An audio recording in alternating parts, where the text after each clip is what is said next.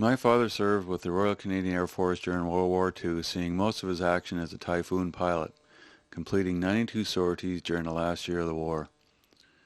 My father was like many other veterans of World War II, choosing to shut away the experiences and situations, both horrible and wonderful, from those turbulent days. In 1946, Dad married Mom and proceeded to get on with life, which included raising 10 children in southern Ontario. The war was back then, and this was the new life. The late 40s, the 50s, the 60s, the 70s, all bright times.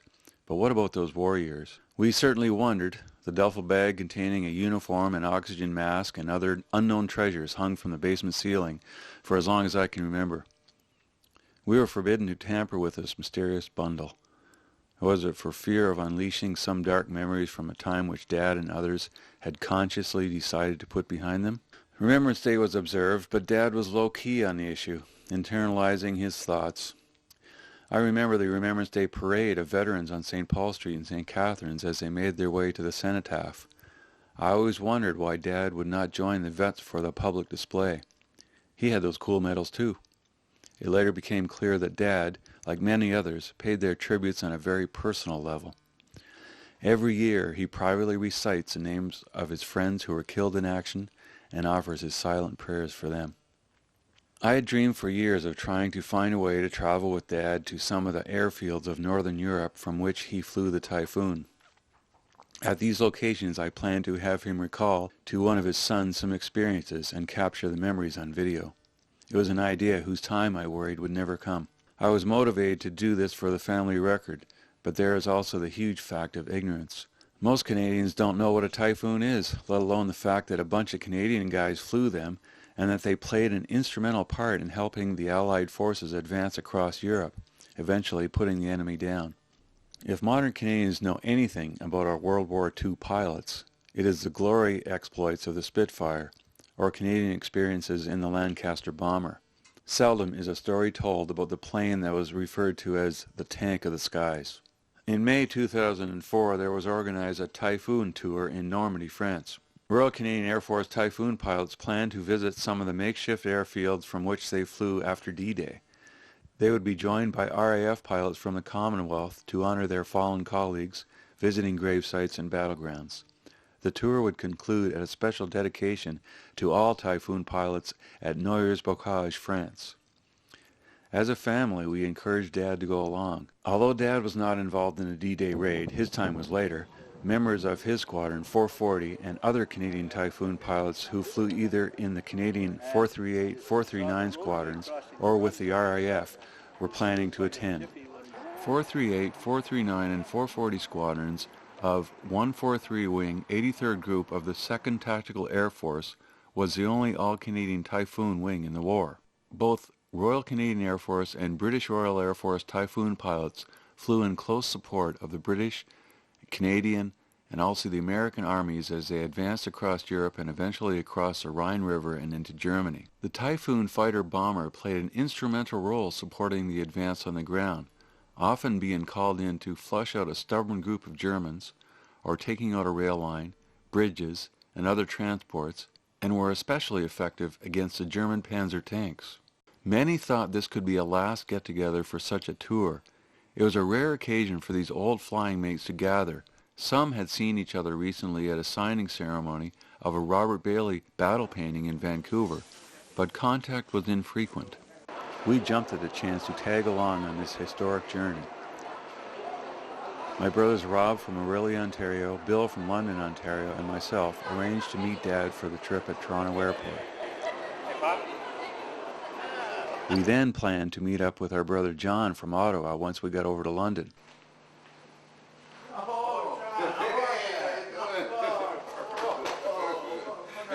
Finally, we would be able to get a feeling for, or as close as one could, 60 years later, as to what some of the Canadian pilots experienced.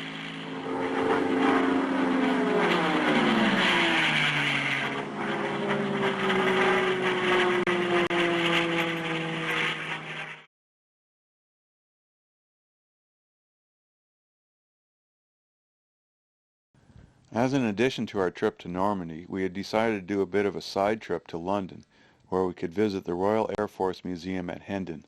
This museum is home to the only remaining typhoon in the world. It was worth the effort to make this side trip.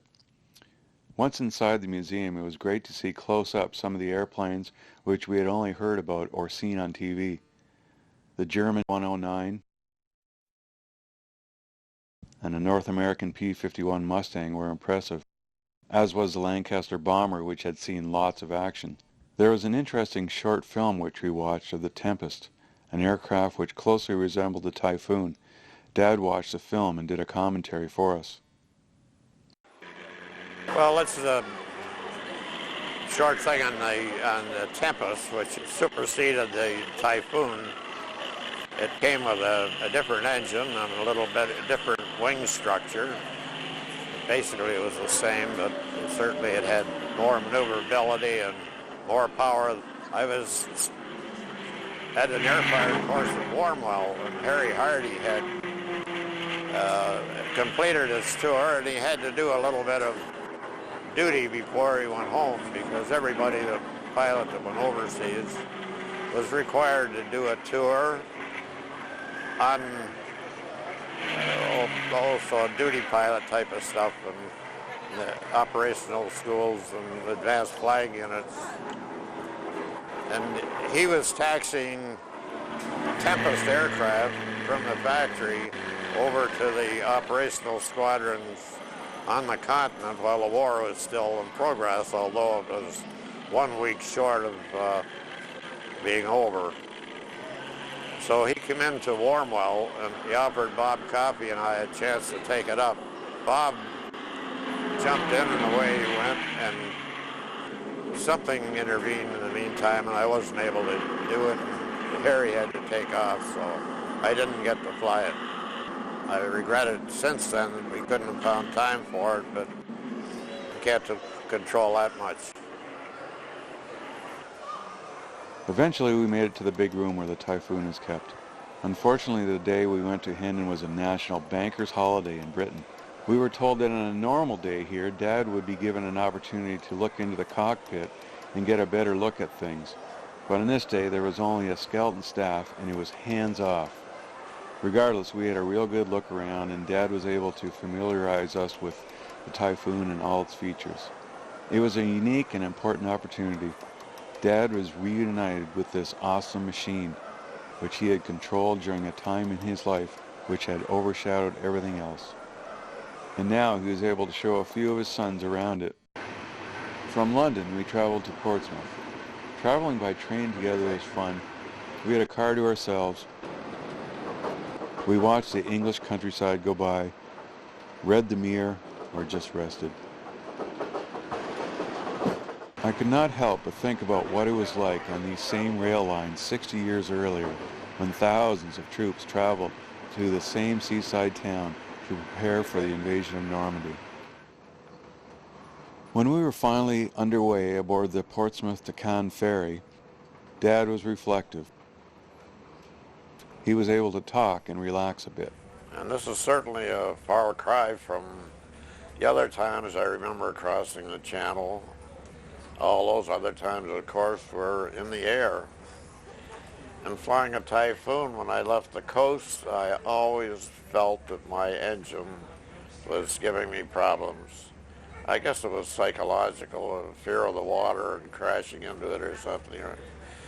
On one occasion, I was having some motor problems, or imagined I was anyway. It seemed to be sputtering on me, and I called up to on the RT and reported it to the flight leader at the time, who happened to be Bob Coffey, my CO. And I told him about my problem, and he said, "Roger, out." In other words, you know, what are you telling me about it for? I can't do anything. There's no point in pushing the panic button if it's inevitable. We enjoyed this time listening to him talk about some of the experiences. Many sons never got the chance to hear their fathers talk about the way things were. How does it feel going back over now? It's, the thing is, I wasn't in on the Normandy landing, and I didn't join the squadron until they had advanced up to Belgium. So I missed the invasion situation first 3 months, and it was the end of September when I joined.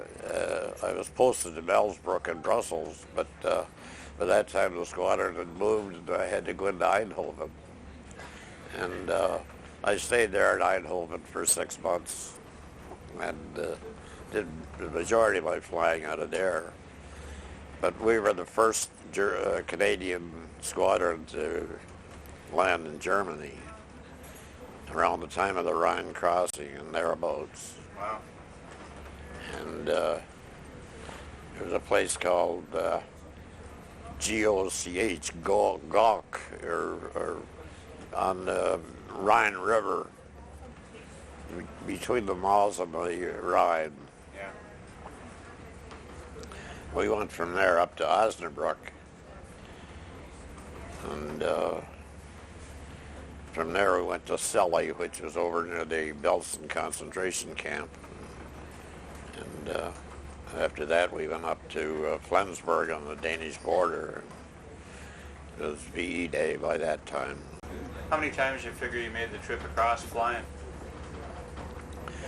Well, when you figure the number of times that we ran out of aircraft because of lost,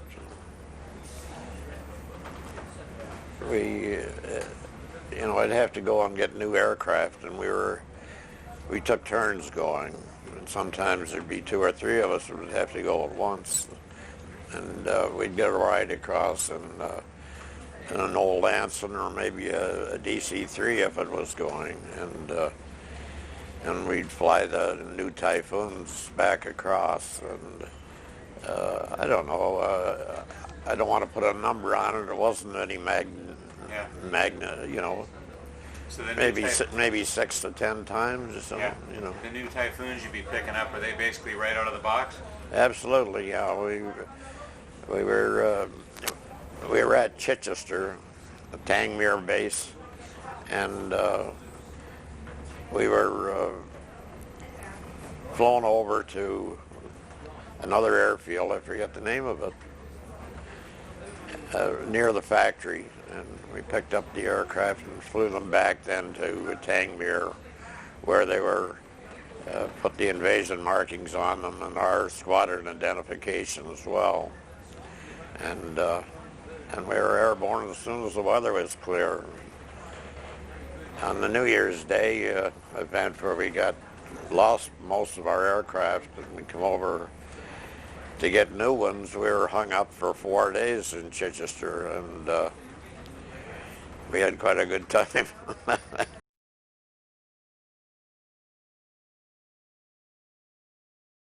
Sometimes it's hard for people of the present to understand why so many went to serve for their country. It's hard for us to understand the common sentiment that was held by just about everyone from all parts of society who wanted to do their part to eliminate the menacing aggressor.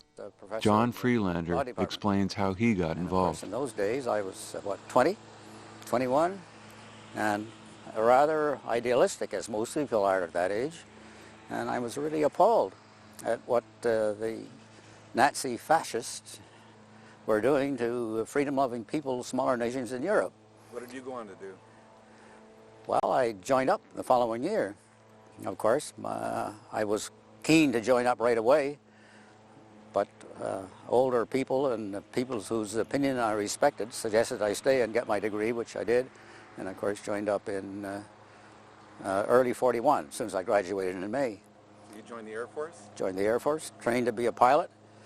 I was just after the Battle of Britain, so that was a popular vocation for young men who wanted to get into the war.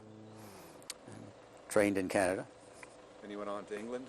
And after spending a tour of duty in Newfoundland, flying close in coastal support, submarine hunting, and then I went to England.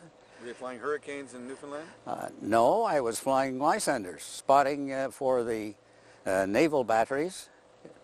St. John's, Newfoundland was an Empire-defended fort, like Halifax and Sydney, Nova Scotia, and I was in all 3 places. And we spotted for the naval batteries and carried depth charges on our spats for close-in work against submarines when the weather was on the deck and the Hudsons and the Liberators couldn't take off. When did you get involved with Typhoons?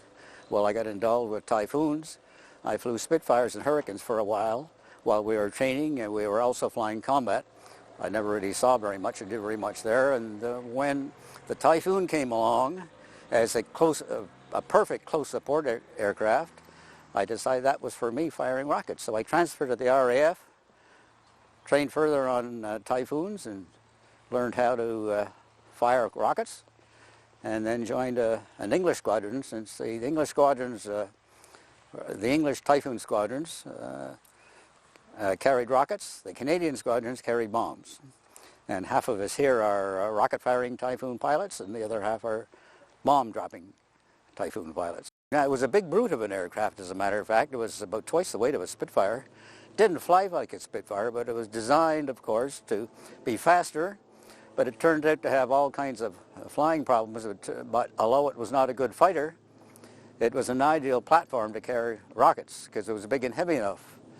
And so that's what we did. It was the premier, actually, it was the best weapon that the Allied forces had against the German tanks. I'm not a military man. I got out of it as soon as I was finished, and lucky to have survived. As you know, casualty rates in Typhoons are something like 50%. So those of us you see here are lucky men.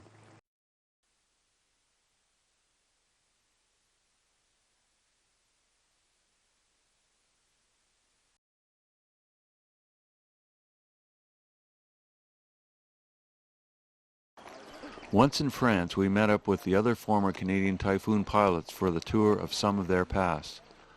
Bayou Cemetery is an important place for these Canadian vets. Lots of Typhoon action was seen here during the invasion. Many friends and squadron mates are buried here. It's pretty hard to just look at all these stones and think of how, well, it's baffling really to even say anything about it. I'm just here to remember and honor. The cemetery is well taken care of. The graves are tended carefully and treated with great respect. It's a solemn place, a place for quiet reflection amongst the rose and the trees. The guides wandered through the cemetery, finding the names of their fallen friends. Some were willing to tell the stories of their friends, stories which we should be aware of. My name is Bill Breck. In 1943, I was serving on 198 Squadron, a Royal Air Force Typhoon Squadron. At the time, my best friend on the squadron was Flying Officer Harold Freeman, behind whose grave I'm standing. Harold was killed on the 24th of May, 1944, in an attack on a German radar station on the French coast near here. The circumstances of his death are interesting. Harold was leading a section of 4 rocket-equipped Typhoons whose job was to destroy the German radar station on the French coast. 2 aircraft went down during the attack, Freeman's, and the other aircraft was flown by a pilot officer, Vallely. Now, the 2 survivors of the attack, when they got back to base, reported that there'd been a mid-air collision, which was presumably the cause of Freeman and Vallely's aircraft going down. After the invasion, on the American sector, some 3 German prisoners were captured and interrogated, and it turned out that they were operating the German radar station that was the subject of the attack. They were not in the station at the time, but observed what had happened.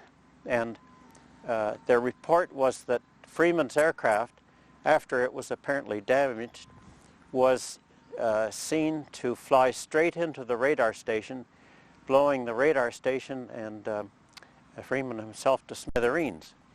And they described this as a very courageous act that he had done, Their belief was that he knew that he was fatally injured, this aircraft would not continue to fly, and that he deliberately attacked the radar station with his own aircraft, deliberately flew it into the radar station to destroy it, which was the object of the exercise. The report of the interrogation of the Germans reached the commanding officer of the wing. Freeman was on, Group Captain Scott, a distinguished New Zealand fighter pilot, and Scott recommended Freeman for the award of the Victoria Cross for his valor on that particular day. The recommendation went up the line and seemed to alternate between yes, no, and finally when it reached the top level, sadly, the decision was no. The circumstances are such that there are only two posthumous awards possible. One is the Victoria Cross, the other is a mention in dispatches. So Freeman ended up with a mention in dispatches. I think it's sad. I think he should have been awarded the Victoria Cross, but that's the story of my good friend Harold Freeman. Thank you. We then had a look around the Bayeux Normandy Museum. Many relics from these battlefields are here, including the full uniform of our pilots, the guns they possessed, and the guns they tried to avoid. Was this pretty close to what you guys wore? Well, it's identical in every respect, yes. It's standard uniform for a fighter pilot. And it's got the earphones and the helmet and the mask where you get your radio telephony you speak into, and you get your oxygen fed up through that rubber tube you see in the front there. And those leather gloves were looked like a better quality than that, but they were very soft and they were lined. We had a silk lining on the inside, which was supposed to prevent your hands getting burned if there was an intense fire, you know. The silk had some quality about it that protected you even better than the leather, you know, once the flames got in there. And on top of all that, of course, we had a parachute hung over our shoulders and on our seat pack we sit on when we're in the aircraft. So it's a pretty bulky outfit by the time you get it all on and have to move around in it and try to climb into a Typhoon, which is about 14 feet up, and get yourself into the cockpit. It's no easy task, but it got to a point where you could do it without thinking and pretty fast. The sight of these museum pieces conjured up some clear memories of days long ago. When we were out on a run, we had a designated target, of course, and before we ever got to the target, they used to send markers up with their 88 to seem to know where we were going. And they were bursting right at our height where we'd go into our dive, you know. And they were very devastating. And when we got there, they'd close in and it'd be quite a number of shots up. But it was a lot of concussion from the blast, you know. They're very accurate, too. As a matter of fact, a couple of our guys, one of them, Billy Gibbs, as a matter of fact, we were above cloud, and he got a direct hit and disappeared in the cloud of fire from one of these. They could tell our airspeed, our altitude, and so to avoid their detection, we used to change course every 30 seconds to put their radar off, you know. But even so, they were very devastating, very accurate. Preamble, we were based at Eindhoven in Holland, and we took off on the morning of February the 24th at about 10:20 in the morning. Our primary target was a rail junction just west of Munster in Germany. But when we got there, the weather was not favorable. There was too much stratus cloud low down so that we couldn't dive on the target. So we went to our secondary target in northern Holland. It was a railway line running northwest from this town towards Groningen, and we dived on it, the four of us. We flew in sections of four, and I was number 3. On the way down, there was you could see a lot of 40 millimeter shot that these shells were set to explode at a certain altitude, and the sky was full of them, and we dove through this stuff, and which was quite common and not at all what you might think, because it was so common. An exploded shell was no concern to you. So you dove through it, and on the way down, I felt a thump and immediately smelt glycol, which I knew therefore that I had been hit in the radiator. And the glycol, or coolant of the engine, was just being blown out. And so I continued on down in the dive, released my bombs, pulled out at about a couple of 100 feet. And I recall we were doing about 500 miles an hour at that point, and I just turned to the left, looked back at the target, and to see whether we'd hit the target. I don't remember what I saw. Anyway, my main object at that point was to use my speed to get altitude.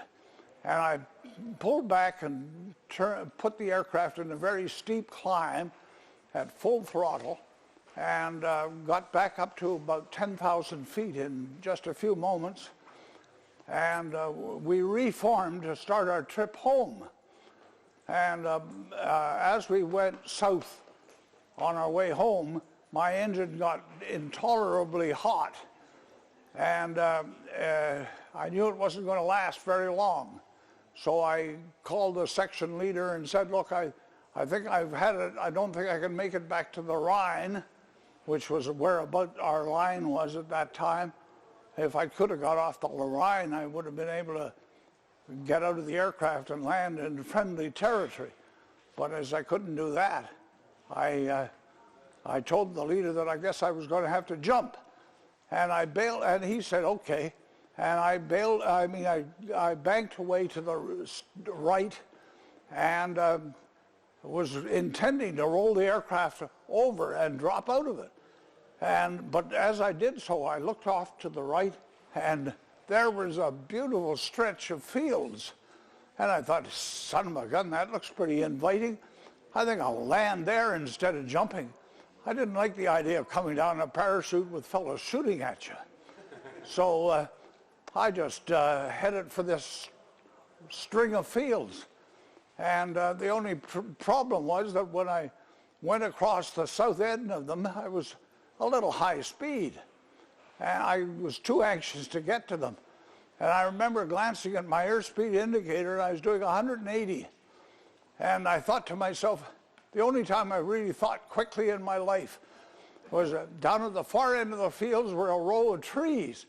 And I thought, well, I could glide over those trees and find a better spot and a lower speed on the other side. But I hadn't seen what was beyond. And I thought, gee, that's a bit risky. I don't know. It might just be rocks, boulders, or ditches or something. So I decided I'd better do the best with what I had. And I just eased the aircraft into the ground, did a beautiful landing. Just when I lost control of the aircraft as it ground into the plowed fields, I just put my hand over my on my arm over the gun sight and rested my head on it, and the aircraft just slid along beautifully, came to a stop in the woods at the end of the field. So I was covered. I had cover right to start with. Nobody could see me from somewhere else on the ground. And I just got out, and that was it. So, You called up and told me you were down safely. oh, I forgot about that. Bill just reminded me, yeah. I called up and said, hello there, Red One. I'm on the ground in one piece. And he said, good luck, Red 3. And I said, thanks, same to you.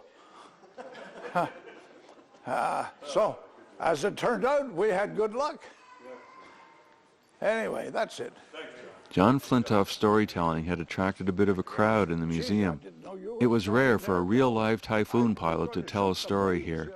There was a small reward of recognition here for a gracious John Flintoff. I'm from Tennessee. Are you Tennessee? Tennessee, they make a good whiskey there. Yeah. But not as good now as they have in some of those places in Canada. But thank you on behalf of my generation. Well, Because listen, we benefited from what you gentlemen have done. It was a joint effort. Well, I know It was a joint effort. There were a few you guys that did damn well, too. It seemed like this museum visit was over too soon. I know the vets could have used more time to examine the relics of battle and think back to those intense days. Hey, Harry, you recognize all these guys? Yeah, everybody's there, but it's before my time, though. There's Bill Pentland. Pentland and Gooding. And Wally Ward. Yeah,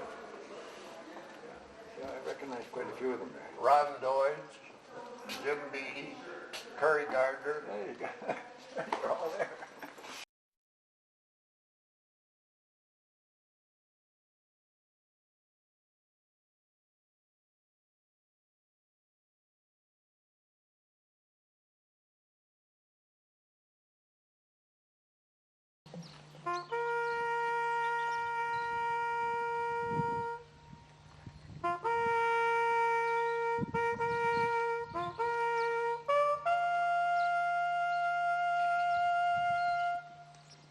A big part of the tour in Normandy was to participate in memorial ceremonies at some of the former airfields. These were temporary airfields used until the squadrons moved on, pushing the enemy across Europe. At each airfield, members of the squadrons who were stationed here for periods of time laid wreaths and prayed. In coordination with these airfield ceremonies, the local townspeople would come out in great numbers to honor the pilots, offering their thanks and hospitality and locally produced wine. There can never be any question that the people of Normandy remember what was done for them. At each airfield ceremony, other Commonwealth pilots who flew together on RAF Typhoon squadrons were happy to reacquaint themselves with their Canadian counterparts. We visited B7, where the Canadian vets met up with their RAF squadron mates. Old acquaintances renewed. I shared a tent with Jeff, Dick Guthrie, and somebody else. Dick, well, just Dick and I. Anyway, when we arrived, we knew the artillery was quite close, and so I dug this trench to put my camp bed in it, which I did during it. These two laughed their heads off while I was doing it. Next morning, just at daylight, the shells started falling, and of course I was down there, all right, and then they both came diving in on top of me, and of course I realized I was safe then. I had two bodies.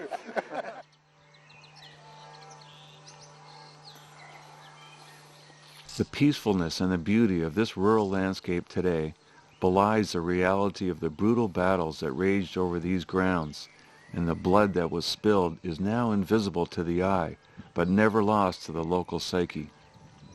On a lonely country road surrounded by canola fields, we visited B9, from which the RCAF 438, 439, and 440 squadrons operated for a time. We visited B5 airfield, from which Bob Hayes flew with the RAF 174 squadron. The worst thing about this airfield, and I guess this was common with all the airfields, was the dust raised, or the sand grit you take off, and you could only take off one at a time, and then you would have to wait for a minute or so for the dust to settle, and then the next one would take off. Dry that time of year? Yes. In fact, the squadron came over about the 12th of June, I think. They operated for about a week, and they were back in England to get engine changes. because in Normandy here there was a sort of a silicon particle in the soil that was very abrasive. How far was the bomb line from the airdrome? Yeah, right. Well, we got shelled when we first got here. We got shelled for a good week or so. After every aircraft took off, we could expect a few shells to come in. And there was pilots from the West Indies. We had a couple of Australians, a couple of South Africans, New Zealander. The wing commander was from Rhodesia. It was a good mixture. We got along fine. Yeah. Probably better than other squadrons. We lost a couple of, but we weren't as bad as some of the other squadrons in the same wing. We lost, I think, while we were here, three pilots. We knocked off a number of tanks. We knocked off a number of motor transports and knocked off headquarters staff. It's all part of the daily life, I guess. Yeah.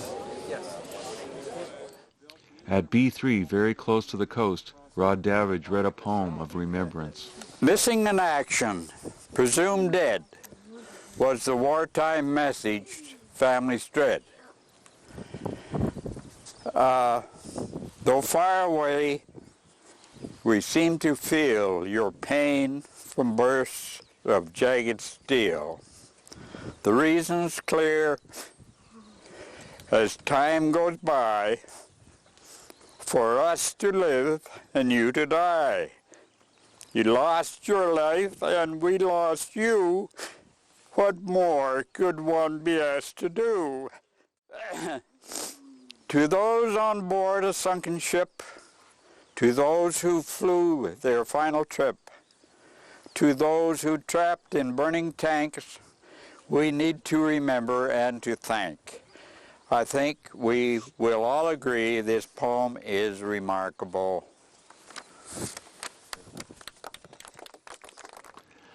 He also related a lighter situation. First problem we had was dysentery. Fortunately, we went from a 3-holer to a 9-holer. And believe me, it was hard to get a crew together to form a squadron when we wanted to go on an operation, whether it was bombing, strafing, or what. But we had a great bunch of guys. Two local men who were 16 and 20 years old at the time and remember the action here vividly showed up to say thanks. At B3, it was again touching to see the French school children paying tribute. A moment of silence was observed for those who fought here and remain in the soil of France.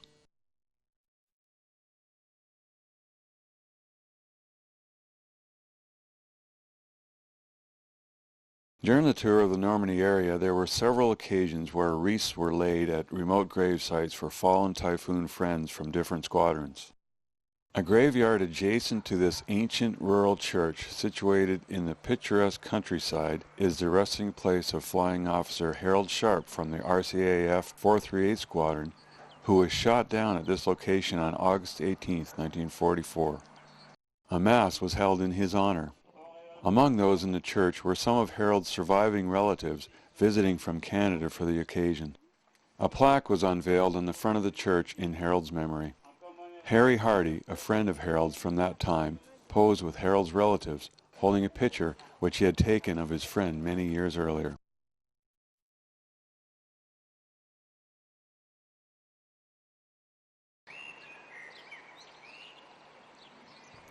During the tour, an important and touching ceremony took place at this bridge near Falaise.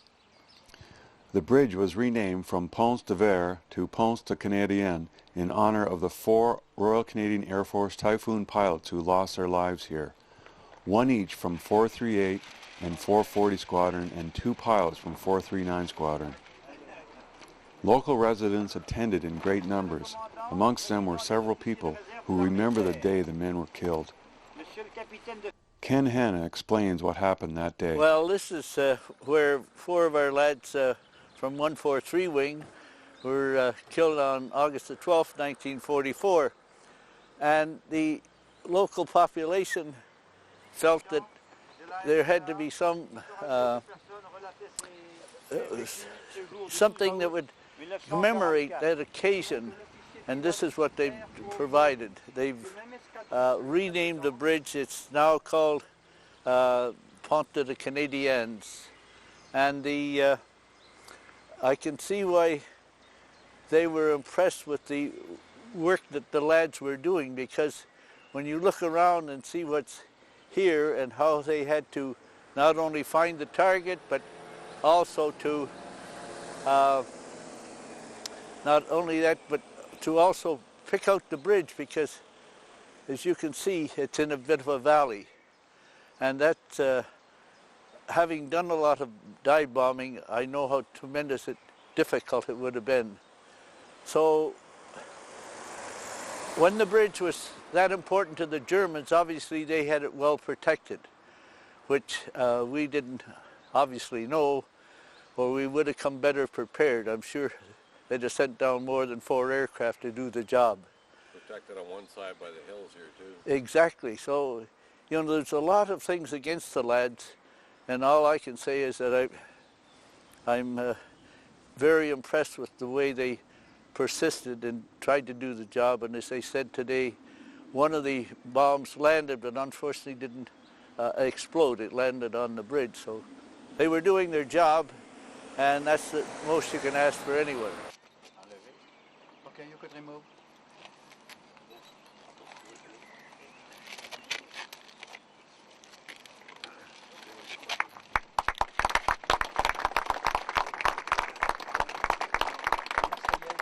To the glorious memory of the following Royal Canadian Air Force pilots who lost their lives near this site in World War II. Flight Lieutenant Bug, 438 Squadron on the 12th of August, 1944. Flying Officer Allen, 439 Squadron, that same day on the 12th. All 4 of them actually were on the same day. Flying Officer Ramon of 439 Squadron, and Flying Officer J. Dewar of 440. We will never forget you. Your sacrifice will always be remembered.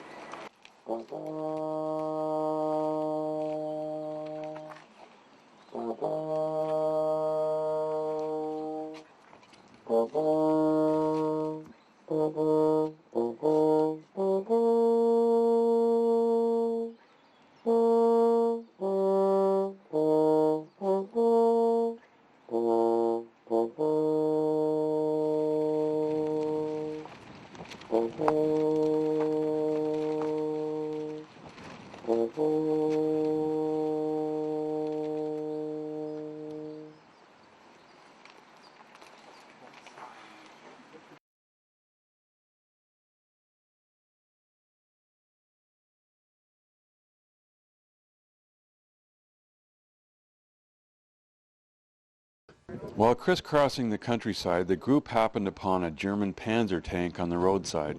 A favorite target of the Typhoons, this one abandoned by the retreating Germans. Everyone had a quick look. Rod Davidge had a flashback to relate. I had a brief encounter with the section of 95th Panzer Division when we were beating up some Mets, and we came across this tank skimming the ground, and up over the fence, and here was the German and his girlfriend sitting on the back of this tank. And on the other side of the tank there was a cow. Well, they all got it. I gave them a short burst. I felt sorry for the cow.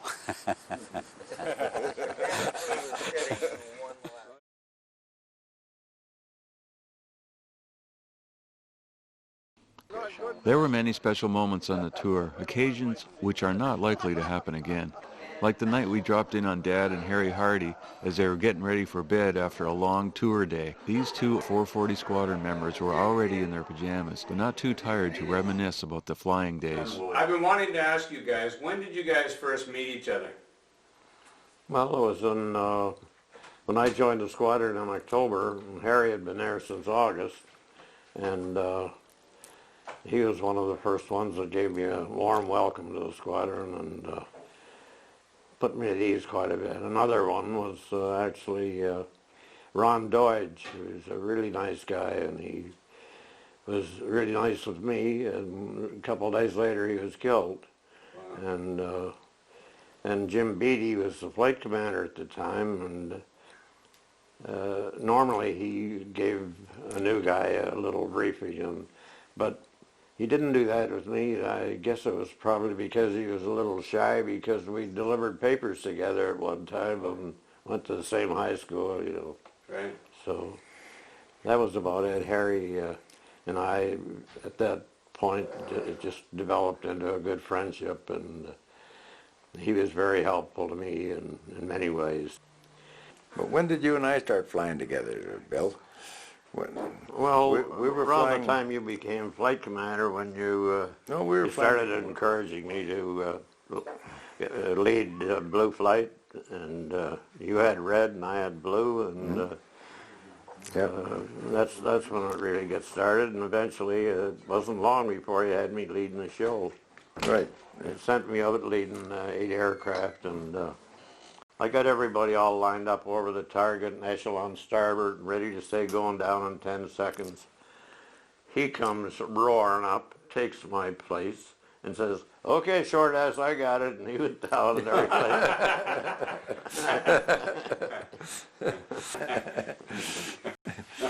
No, I was strafing a tank, that Tiger tank that you saw down there, and just as I went over the tank, I heard this thud in the tail end, and the part of the tail was gone, and the aircraft kept on climbing up, and I climbed it up, and when I got it up, way up, about 7,000 feet, I tried to land it on a cloud, but every time I got it down below 200, it started to act up.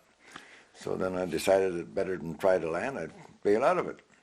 So I pulled the lever and blew the hood and the side out of the machine, and then I took a look at the clock, and it was 178 miles an hour, and that's as slow as I could go and still hold it in line. Wow. And then I crawled out the side and slid off the wing and opened my parachute too soon, because I was still doing 150 miles an hour or whatever it was when I got out of there, and it stripped my gloves right down till I just had them on the ends of my fingers here. It ripped the maps right off, flush with the top of my flying boots. And then I floated down and landed in an army camp. But I was sitting there waiting and wondering what was happening, and the phone rang, and the guy said that I was wanted on the phone. So I said hello, and he said, "Hello, is that you, short ass?" And I said, "Yeah, is that you, Harry?" "Yeah." I said, "Well, what's the matter with your voice?" He said, "My parachute strap was too tight."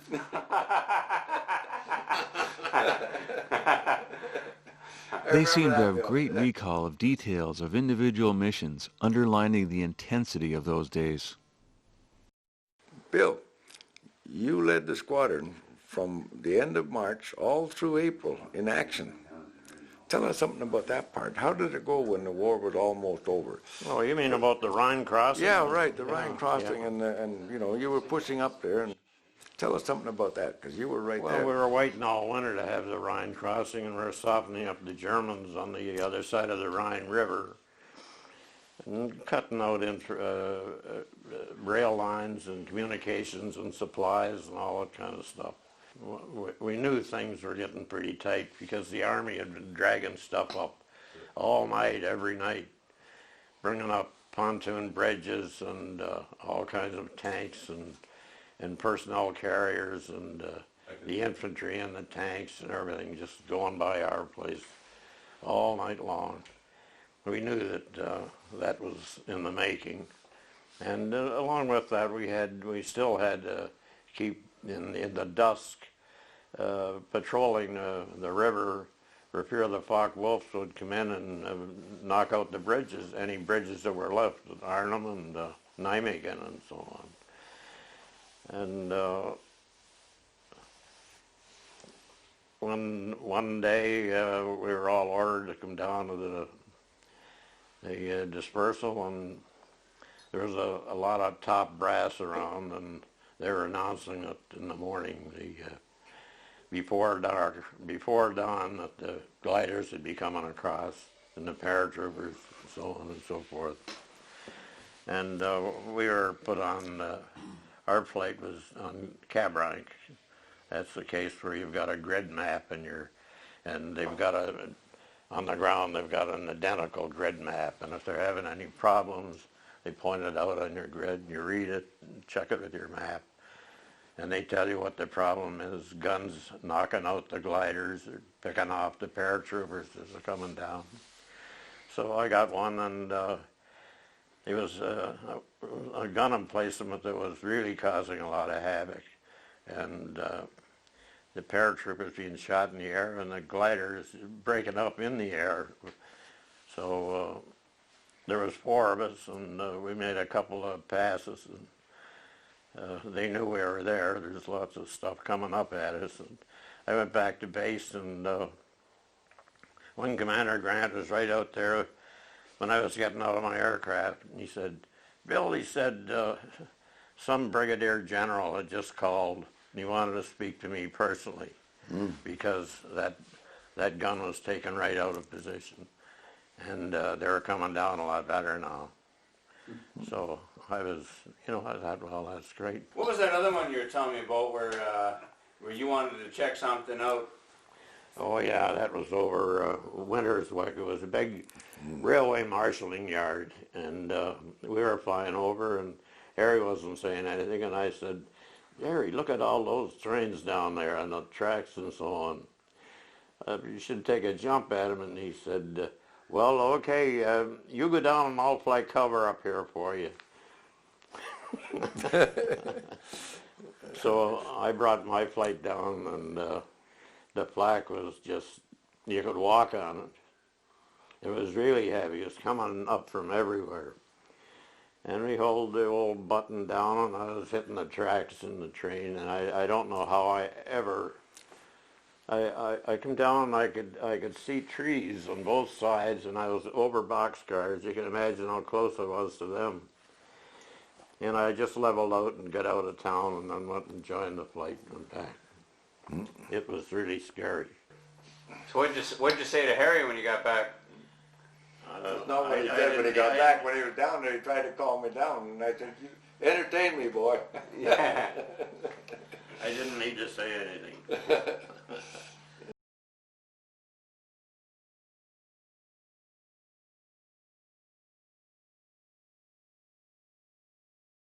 The men also paid tribute at the Canadian War Cemetery at Benny-sur-Mer. A friend of Dad's is buried here. So did you know McConvey then? Yes, I did meet Carl at his number 7 Advanced Flying Unit in Peterborough. We were flying Miles Masters up there. And Carl had a buddy called Stratton, and the two of them were a couple of real hellraisers.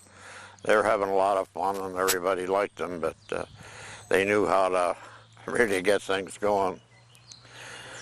And I never saw him again after that. And when I came to the squadron, I saw his name, and I asked a couple of guys about him, and one of the fellows told me that he was a real morale booster on the squadron, that he was really upbeat, and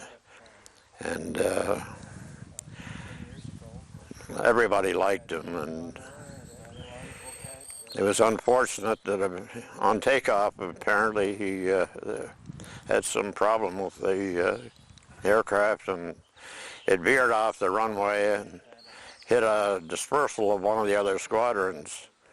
And as I understand it, there's a couple of airmen that were killed as a result of that as well. Yeah, good guy. Rod Davidge, who flew Typhoons with RAF 146 Wing, 193 Squadron, talked about a great friend of his who is laid to rest here. I knew Baker. He was a great friend of mine, and we partied a lot, and he was an excellent beer drinker, and he always liked the bitters, and I took the mild, and he had a wonderful record of service. And as you can see, he had the DSO, DFC, and bar, and he was shot down just a little bit west of Caen. We were ordered to go down and stop the 95th Panzer Division from coming up from the south of France.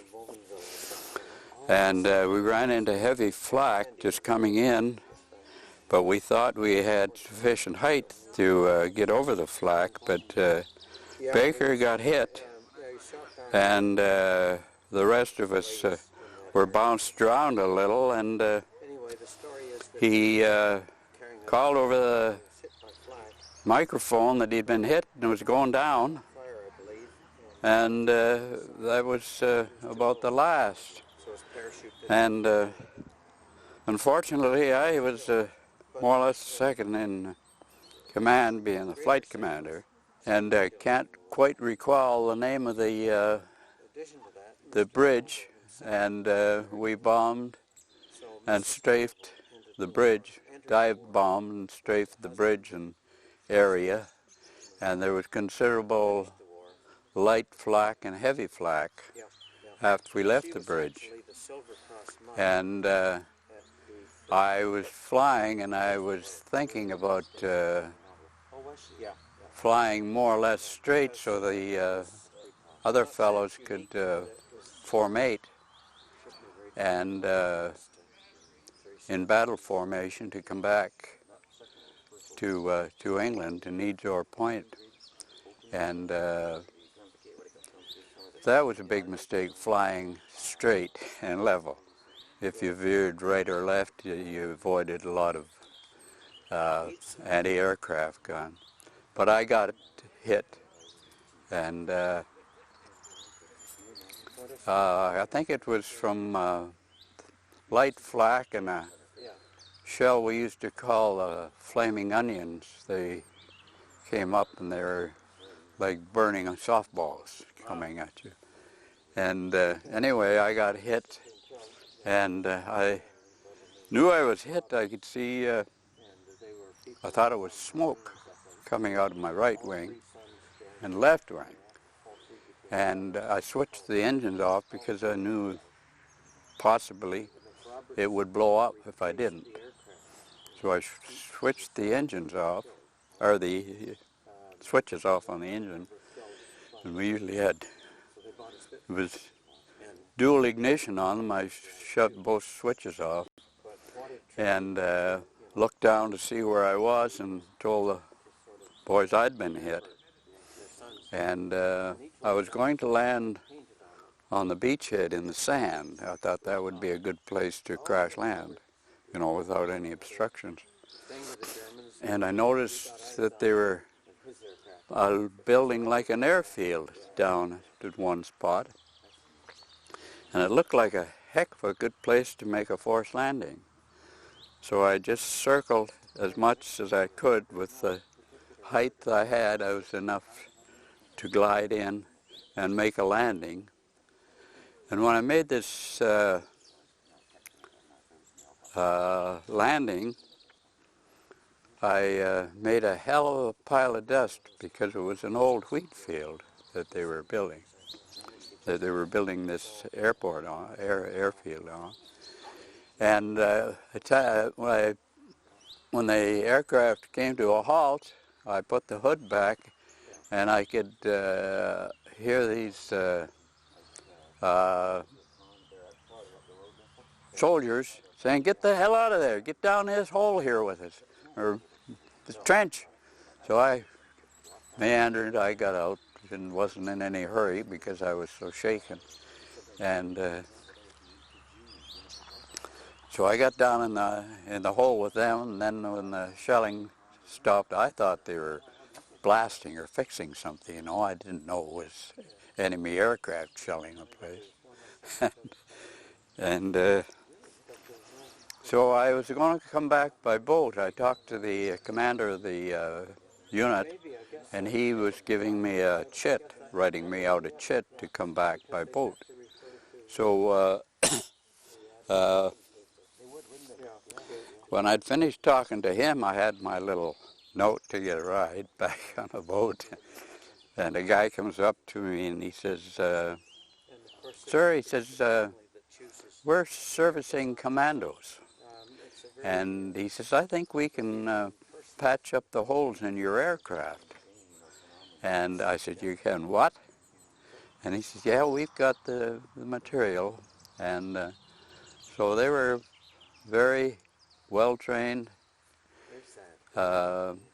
servicing commandos, and so they patched up the holes in the aircraft, and took most of the afternoon to patch up and get ready for hopefully a takeoff.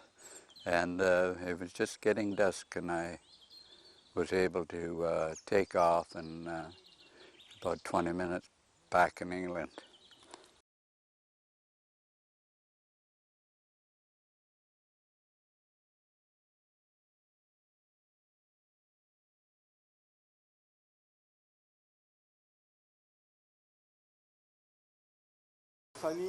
The Typhoon tour of Normandy culminated in a dedication of a monument at Noyers Bocage. A mass was held at the local church. In attendance were Typhoon pilots from various countries and many appreciative locals. A model of a Typhoon hung from the ceiling of the church.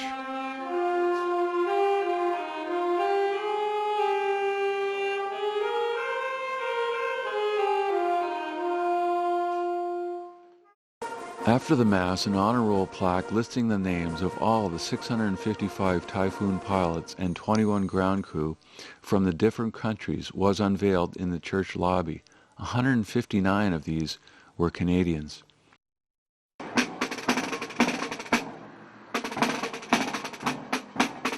The crowd then marched to an outdoor monument where all the attending pilots and those killed were honored.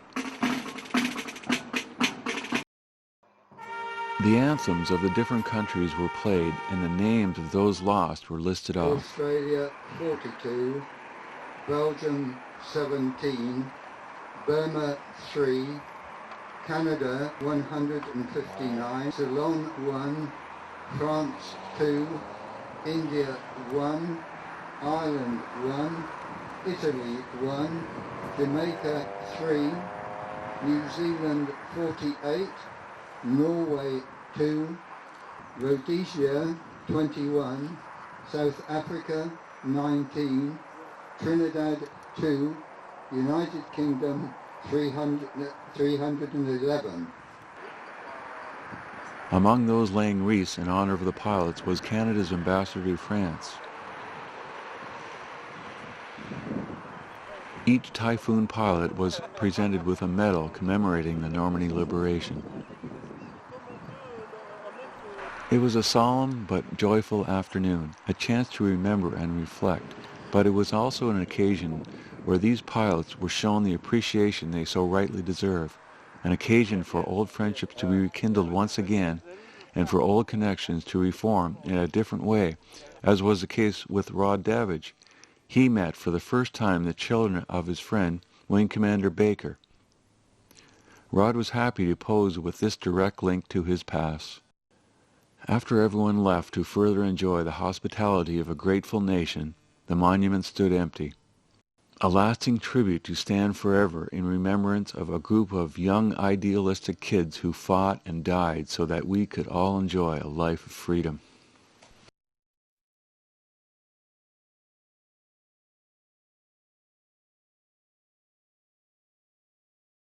you.